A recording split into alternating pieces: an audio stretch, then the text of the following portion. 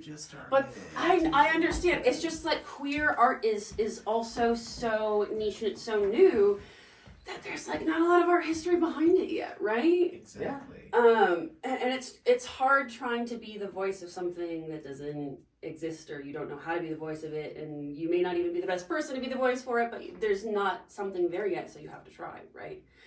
Yes. Do you need Yeah. a soda or anything to chase this with? I drink my tequila neat, so I'm So- very much used to that. What? Fun story. I'm actually majority sober. Oh, would Yeah. you like to drink, or would you just kind of like to, So if I ever have a beverage, it's usually because it's a very intentional thing for me. I honestly, when I go out to tracks, even I'm like club soda with bitters and lime is Gotcha. my jam. But I think that like a really good tequila that I can like sip on and like really appreciate is something that I can get down with. But it's a once in a really great while kind of a thing. It's definitely a Yeah. treat. Yeah. If you would like to have a drink, I would more than offer you a small shot of tequila. If not, we can give you Okay. some water as well. Okay. That is up to you. I'll take a small amount. I'll take a little tiny bit. That's it. I sip it too. Like I don't do shots Yeah, because that's I when don't- I'm over here like. I think Hey. when I was younger, I was all into like doing, Yeah. all of that. And I think that redefining my relationship with alcohol as well is one of the things that's really important. I think even to discuss as a tequila company is how do we drink responsibly? How do we consume responsibly? Like, Yes. so I think that it's really great to have a discussion about like what, when, how do you Yes. consume? Personally, like I said, for myself, when Yeah. I was, younger, like 21, I was like, oh, I'm gonna do shots of Yeah. tequila back to back. Yeah. We don't Yeah. recommend that. We're classy, Yeah. pinky Yeah, up, yeah, sip, absolutely. taste it, it's like coffee, you gotta taste it, what does it smell like, how does it feel, what part of the Okay. tongue does it hit, No, so you got me on coffee. I will go ahead and definitely pour down us a with small coffee. shot, like Yeah. here, Cool. just a casual shot. Oh yeah, slay. And then, you can go ahead and give it a good smell. But, our mission values for our company, gays supporting the community, gays supporting gays. Love. We are challenging traditions. And our last one is Hecho para todos, which means it is made for everyone. So this tequila, even though we are a gay tequila company, it's not just for the gays. Mm-hmm. It's for everyone. Like, we're not discriminating anyone. We are here for all markets, all beautiful races, everyone. Like, Take that Bud Light. oh, yeah. So cheers. Cheers. And like I said, I sit pinky up. All right, and so I guess we can go ahead and jump right into it, Okay, so I love that. Actually, Oh, yeah. I'm actually not a huge tequila person. So right after the bat, I'm tasting like it's really light. It's very like citrusy almost. Like I'm getting little sips of like. It's not heavy. It's not like I was so concerned when I sniffed it at first that it was gonna be like gag worthy. Like Oh, yeah. It still smells like tequila, yeah? it absolutely still smells like tequila, but as you sip it, as you enjoy it, I think that's what really brings the character out. I love it. Oh, yes. Oh, yes. And if you want to go ahead, state your name. I'm Annie. Oh, yes. What's up? Yeah, I'm Ricky. I'm here with Honorè Agave with Tequila Time. Like, we're here to interview Annie. She does jewelry on the side, but we are just now finding out that she is an art curator. So, Yeah, that's I run Sapphic Market, which is a really, really new art market. It's based on WLW art, and it's for the femmes and them to enjoy the finer things in life. And that's not to say that it's about money or anything like that. It's about the richness of experience, community, about the queer experience, and so much that art has to encompass. So yeah, it's so much more than just money. And Yeah. I'm here for the richness of the art. Yeah. Like, Yeah. not how much it costs. Yeah. Like. Absolutely. So I've curated a few artists from around the world. I love Brandy Mars. She is absolutely my favorite of all time. Love you. You're going to be watching this.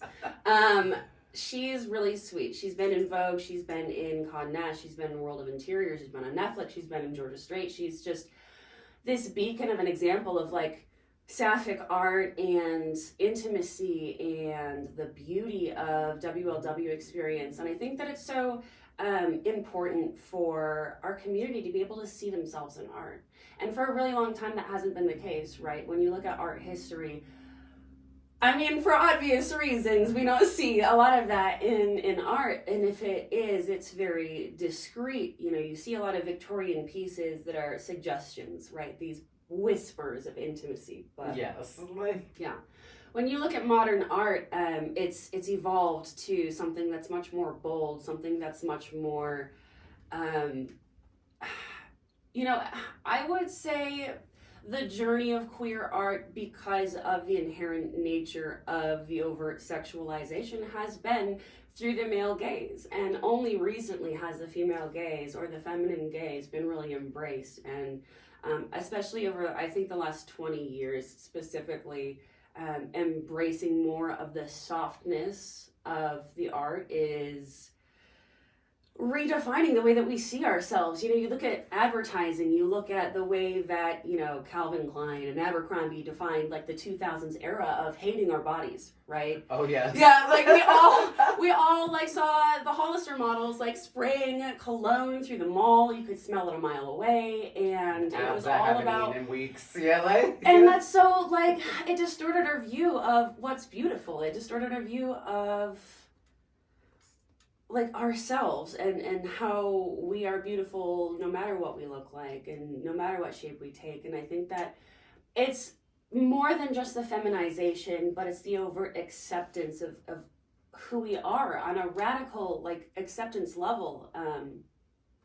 I've had so many struggles. I mean, I think all of us do. Like as we get older, we're so worried about how, you know, I'm getting wrinkles here, or I might change my shape, you know, my stomach and my thighs and whatever. And they're all beautiful things. And that's the beauty of it, really, is they are all beautiful things. Like we're, as queer people, so blessed to still be here. Like so many of us are losing ourselves because of the structures of society that make us feel like we shouldn't be here, right? Yes. That are taking away our community. And so yes, that just was so much all at one time. I see your face like, oh over here like, oh yes. Like, I think it's definitely, you know, taking a lot of stepping outside of my own body and my own comfort zone to see those things. And obviously we met a week or two ago, and it was like the first time I ever wore a dress out in public. Really? And I feel like I looked great. Yeah, you look so good. And people were like, oh, so that makes you drag queen or this, that. Then I was like, oh no, I'm not a drag queen. My pronouns are still very much he, him, but I respect anybody for, you know, wearing anything that looked like I was wearing. But I'm just like, I feel so comfortable like this. Like, I look good. I feel good. Yeah. 10 years ago, you know, I don't think that the art market would have allowed me to feel that way. Really? But seeing a lot of the new contemporary stuff and seeing stuff in a more feminine, light manner as opposed to, you know, more of like a toxic masculine manner. Yeah, like the fact that you acknowledge that really speaks volumes too. Like the fact that you acknowledge that even 10 years ago. Yeah. That maybe in an art market you wouldn't have felt. Yeah. And 10 years ago, mind you, I was living in San Francisco, and there's no way I would have done that in San Francisco. Oh my gosh. Yeah. Oh, really? That's so interesting. Oh, my heart. Yeah, and that just speaks to why we need much more radical acceptance. You know, and that begins with queer representation, and that begins with queer art. You know, queer artists have a really big mission and a really big journey. And honestly, it's been really intimidating. I am someone who is not coming from an artist background, and I started creating art, and I do, you know, the jewelry, and that's really awesome. And you've created this. And I've created this. I love it. I see all of the colors. Yes. Like, yes. And I love it. And it was a really great outlet for me. I went through a time of my life where I was really depressed. Like I wanted to die every single day. And I think that all of us come to this point where we realize that we can't really go much further down, and the only choice is to move forward, right? And I started to create art, and I realized that I was going to these markets and there was just no space, right? There's just no space for WLW art, and if it is, it's pushed to the side and it's undervalued, and the art is gonna die, honestly. Like, Do you think so more it wasn't like there wasn't a space there, or there wasn't necessarily an audience for that type of art? I think there's a huge audience. You think actually. there is? So the platform needs to be created for the audience. Absolutely. When you look at it though, I think that when it comes to the lesbian culture specifically, when we talk about that, or the sapphic culture specifically, because I think there's a shift there as well.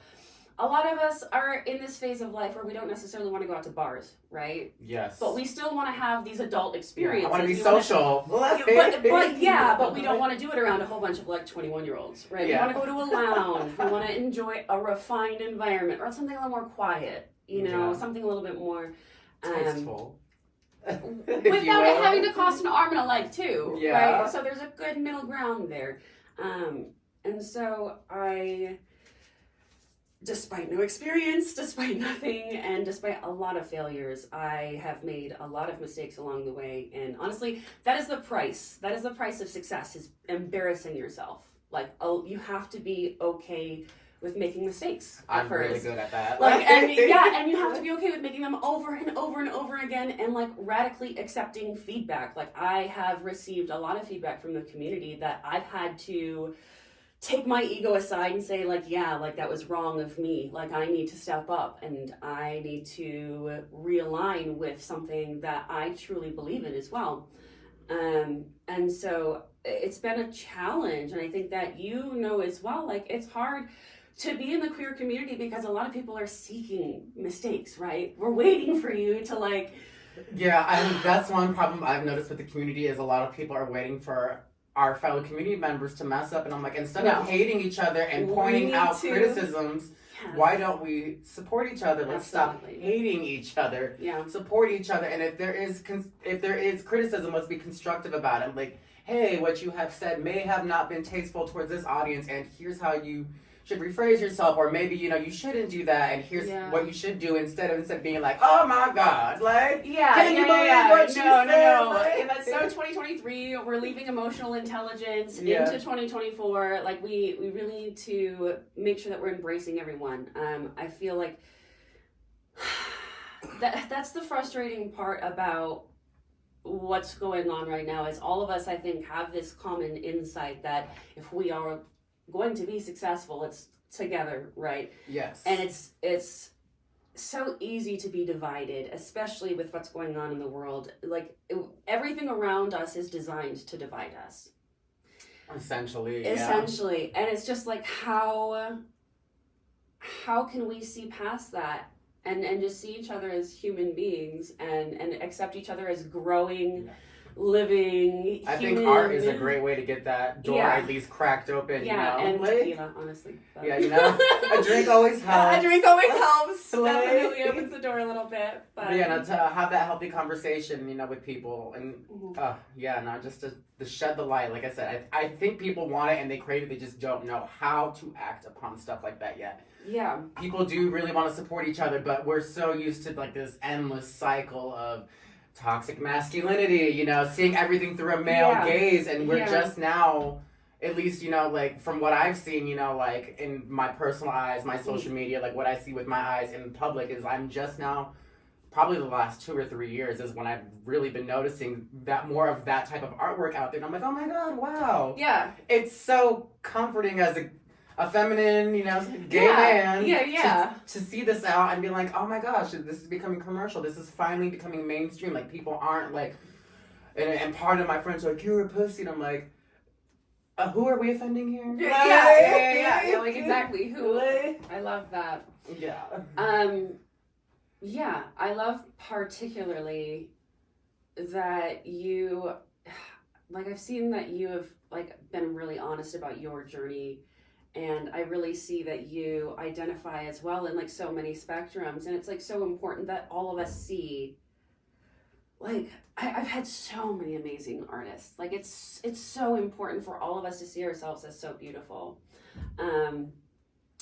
I'm trying to come up with great content for you, so I'm thinking of good questions for you too. Excuse me too, because I just realized as my natural light is going behind a cloud, we don't have my lights aren't on. So give me just a moment. It's okay.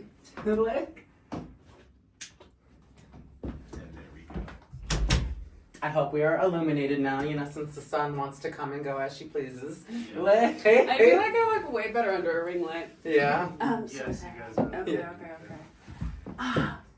And I'll fix Do the it. shoes look good still? Oh, the shoes look great. Okay. What Great. brand are those, by the way? Yeah, Honestly, those are I so think cute. they're Circus. It's a Sam Edelman brand, I think. Okay. Yeah, I got them from Do you know any artists that do shoes by chance? I would love to do a podcast with them too. Oh my gosh. And I have that would be shoe cool. fetishes. What can I say? I like me Yeah. a good fuckboy shoe, but I also like me a good stiletto. Yeah, absolutely. I understand that. I don't know any good shoe designers. I wish that I did.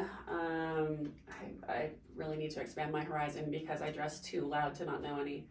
Oh yes, no, I feel that Yeah. too. Like I actually wore clothes for this today. Like these are my daytime clothes. As opposed to okay, so what are your nighttime clothes then? Well, I was a stripper for 4 years. Oh my god, stop! I was a stripper too! Oh my god, stripper vibes! This was actually this studio that we're sitting in was my get ready with me stripper room. Oh my god, shut up! This one. this room right here, yeah. This room. Like, I actually just took everything out. I took Okay. my sex couch out of here, my stripper pole, all of my underwear, all of my harnesses are now in the basement. like. Okay. But So less is more for me. Where was the gold stripper pole? Like, where did it live? There, and my sex swing is still mounted to the ceiling.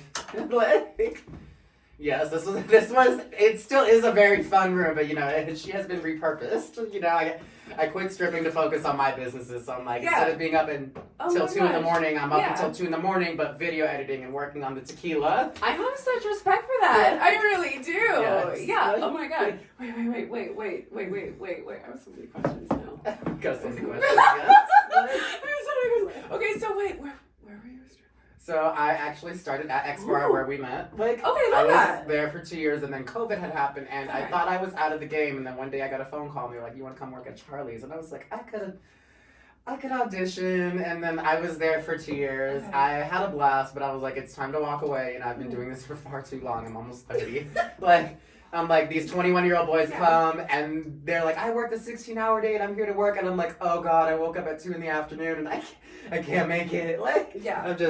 I've grown out of it. Like, it was so much fun while it was fun, but I want to be seen by my community in a different light now, which is why we came up with the Honorè. Like, Hey, honestly, I really think it adds a lot of character. Like, so many people have a negative stigma against strippers too. Like, why? Like, why? oh, do it we taught have me it? hustle. It taught me hustle. It shouldn't For be. real. There shouldn't be a negative stigma. It's one of the oldest professions that there is. Well, I feel and- like in the gay world, it's kind of like a competition. Like, who wants to be America's next go-go boy? Like, Oh my god! Okay, yeah, no, that's so Like, true. I mean, I can see, how the Wow. straights see us, but I'm like, I feel like in our community, people are like, oh yes. Honestly, lesbian strippers are on a different level.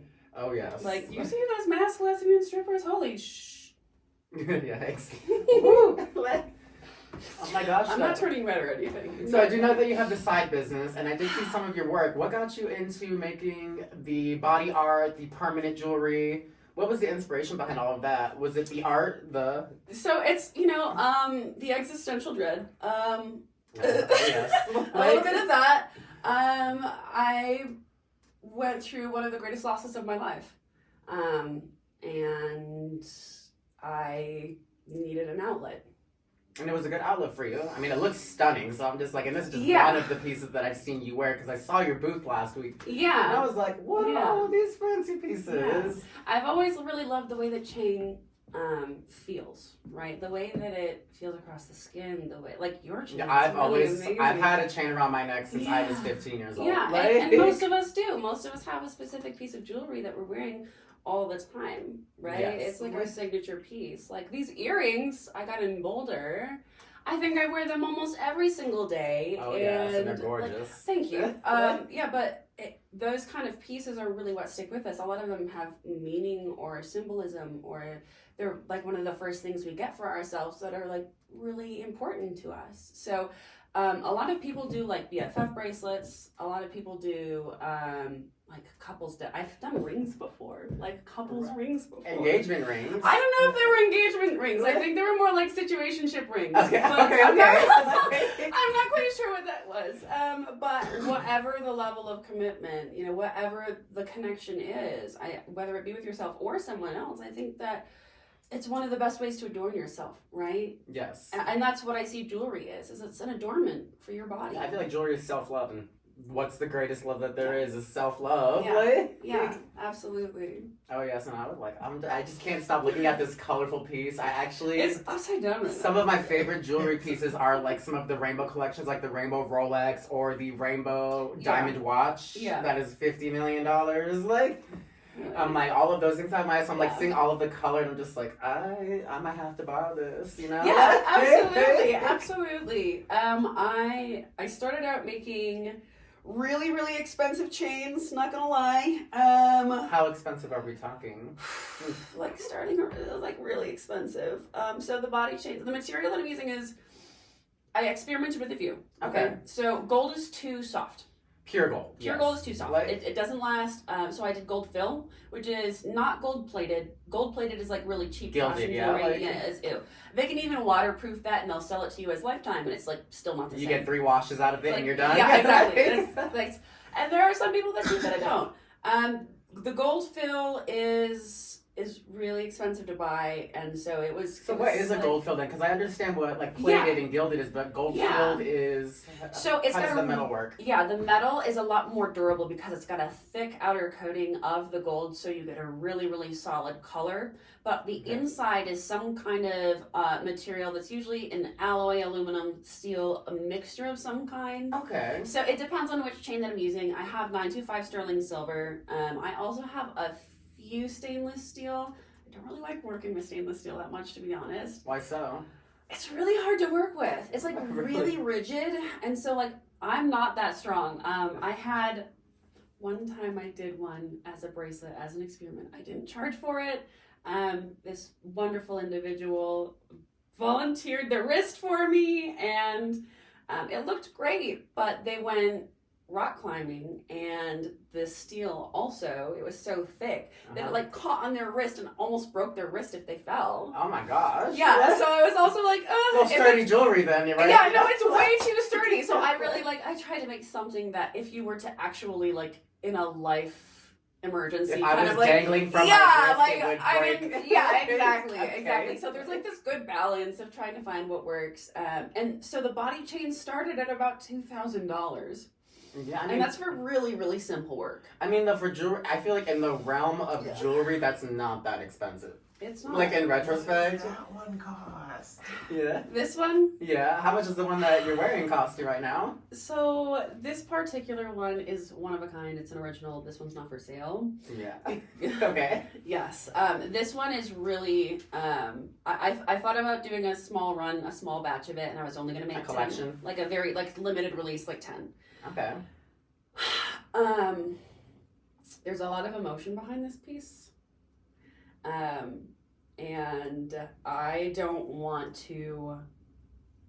I want to create something else with a slightly different twist on it to make sure it remains. This piece is the inspiration to the next piece you're gonna make. Is what I think I'm hearing. so. Yeah, Yeah. it's going to be an inspiration. I need to remove a few colors. I think there's just a few too many. I know that's really hard for me to say. I'm gonna say, well, no, don't you have the whole spectrum there? I'm like, you have red, orange, yellow, Yeah.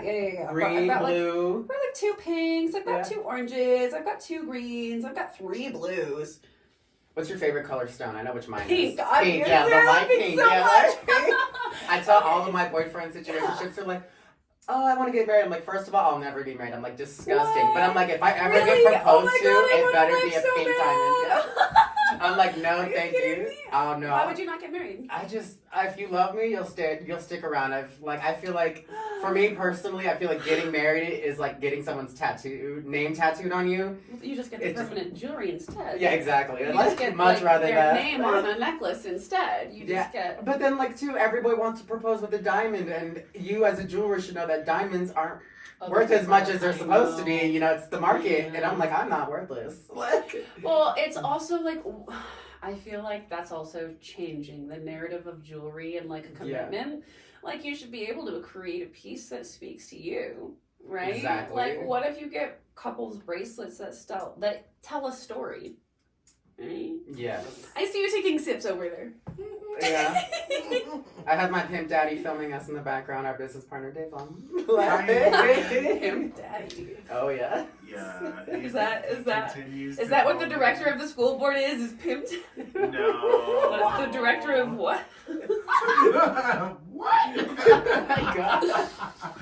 No, Oh, not yeah. Pimp Daddy at all. Okay, wait. So, going back to the material, what materials did you use to make this then? Is this So this gold? is gold fill and fill? cubic zirconia. Okay. So the materials were like fairly expensive. The time put into it because I don't do a regular close on everything. I pulse or weld everything together. So this is all with hand tools where you like make the chain, like if you were to make like this Cuban link where you're literally like bending every piece. No, not quite. But Not quite? what I do is like the chain is bought from like a really trusted supplier. I've had to go through a whole suppliers are. We know that headache. Yeah.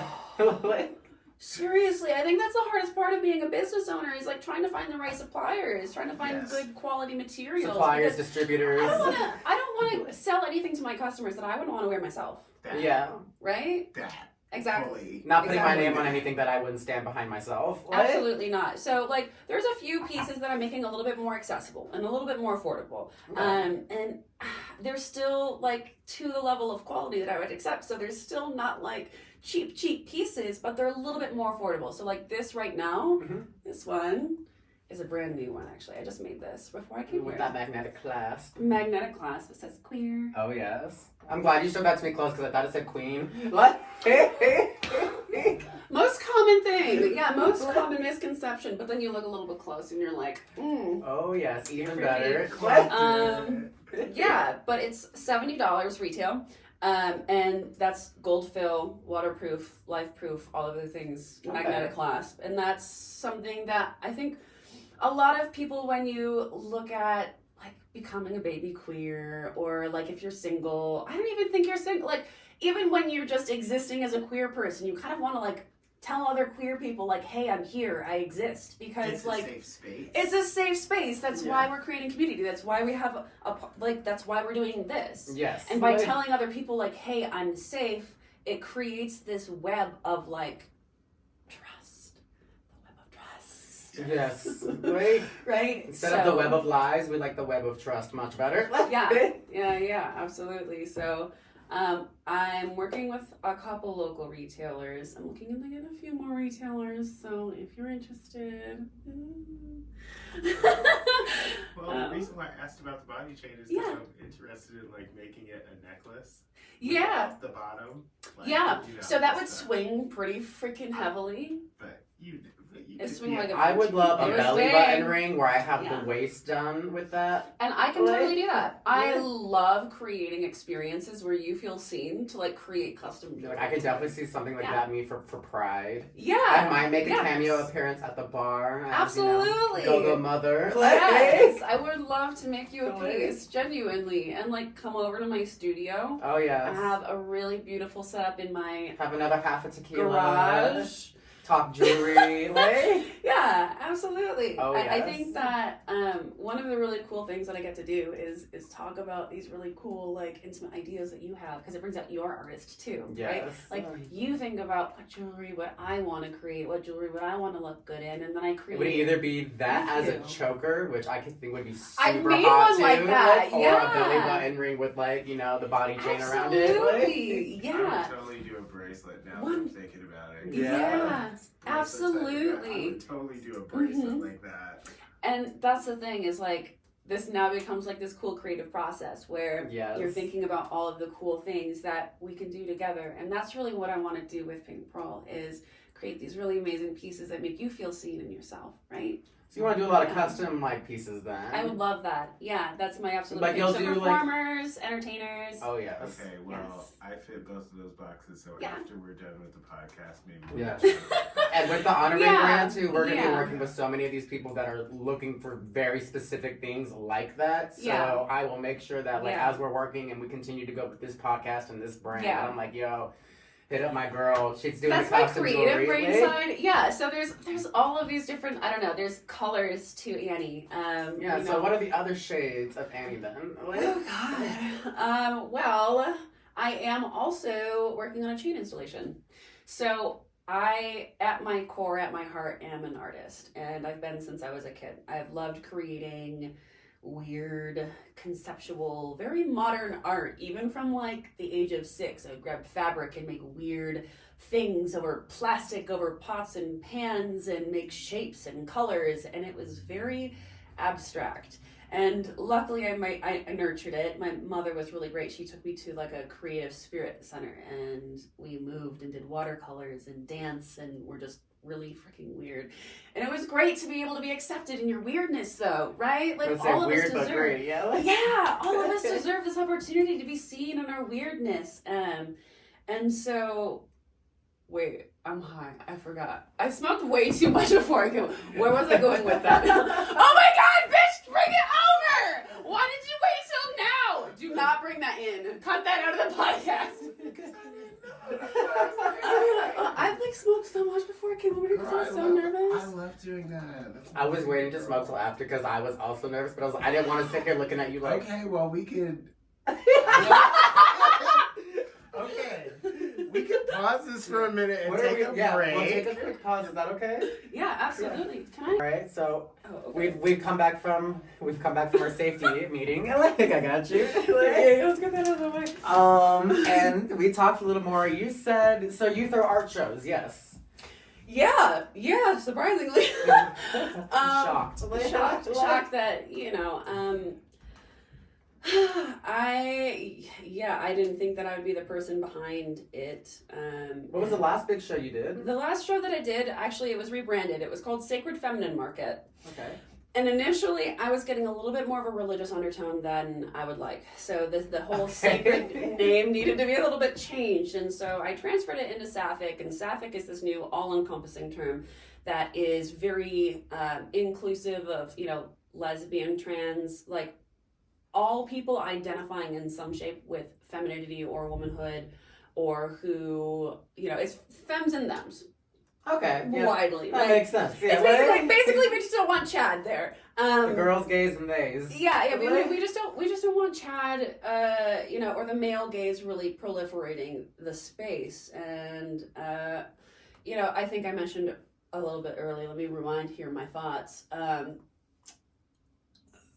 Rewinds annually.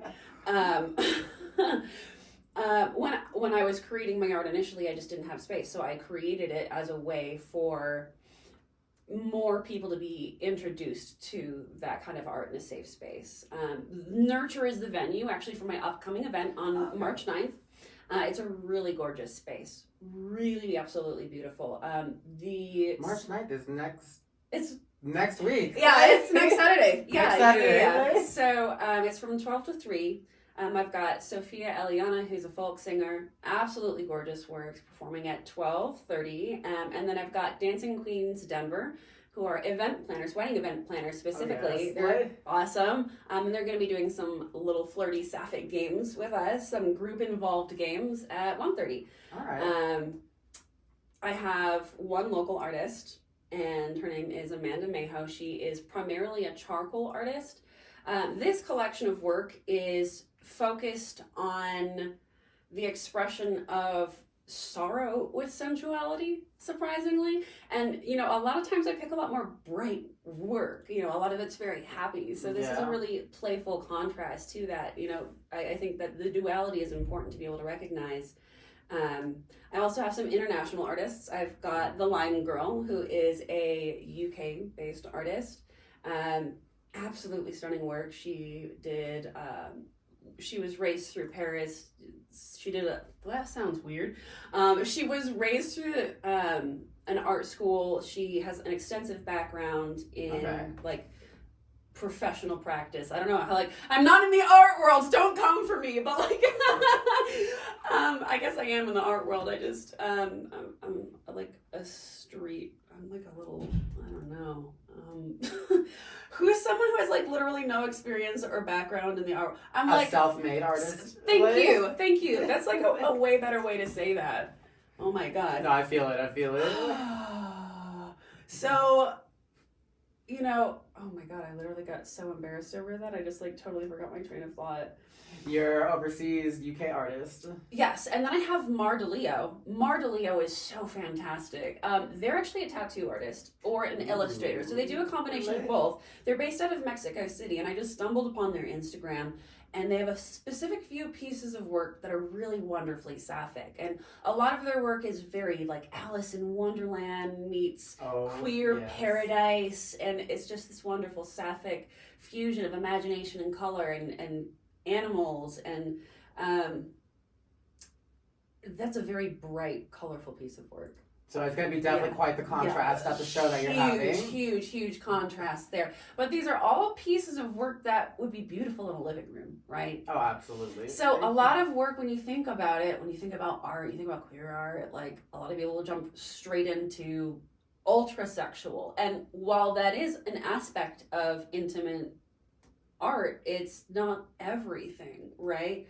So much of our connection and like our queer experiences are those moments right before a kiss, right? That moment of touching someone's hand, that moment of, you know, electricity and just the way that someone looks at you. I tried to explain this to some boy. I was like, I'm not craving sex, I'm craving intimacy. And he's like, aren't those the same things? And I was like, no, right? They're really not though. Right? And like, you can get one without the other. I get that, but you know, there's just really something magical about that moment. And I think that when all of us have the opportunity to like not only experience that, but then to see that through art and see ourselves maybe in that, it's just, it's this moment of loving ourselves in a different way, right? In a non-sexualized but beautiful, intimate. Yes. Like, yeah.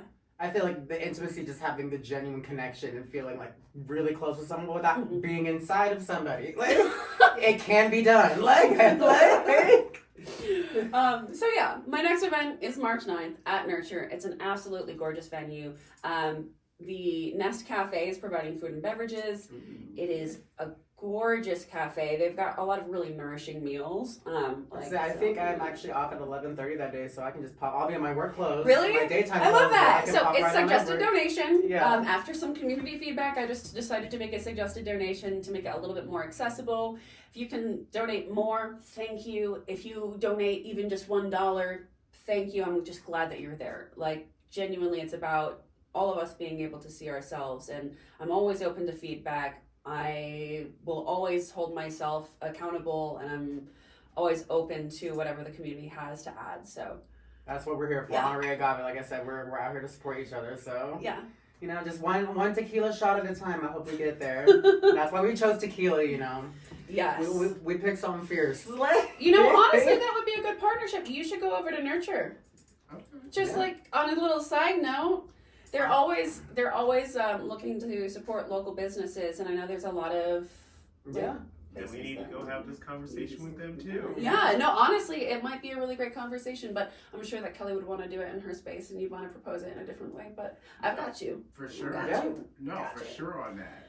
All right, so I guess that was our tequila time. I about finished this shot. I'm gonna finish the rest here, but yeah, hecho para todos for everyone. Like, cheers! It was lovely having you. And I can't wait for your art show next Saturday. Thanks so much for having me. Excited to learn more about, Honorè Agave. I keep on wanting to say Honorè. Well, here's the thing. The name, it's not Spanish. It's a tequila company, but funny enough, you know, it's French. Really? Yeah. Oh my god. Okay, wait, so it's Honorè. Honorè Agave, so it rhymes. Like? So it's not Italian, it's not Spanish, it is definitely French. Yeah. It's French. Yeah. It's French. Honorè. Yeah. Honorè Agave. Honorè. Yeah. Honorè Agave. Yeah.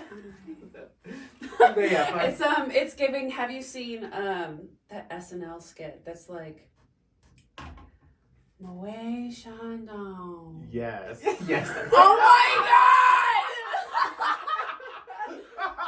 Yeah, because they had to, like, you know. Oh man. Yeah, that's what I'm doing, but yes. My Honorè. Oh yes. All right. We're good. I think we could cut this. Let's go smoke that blunt. It was wonderful working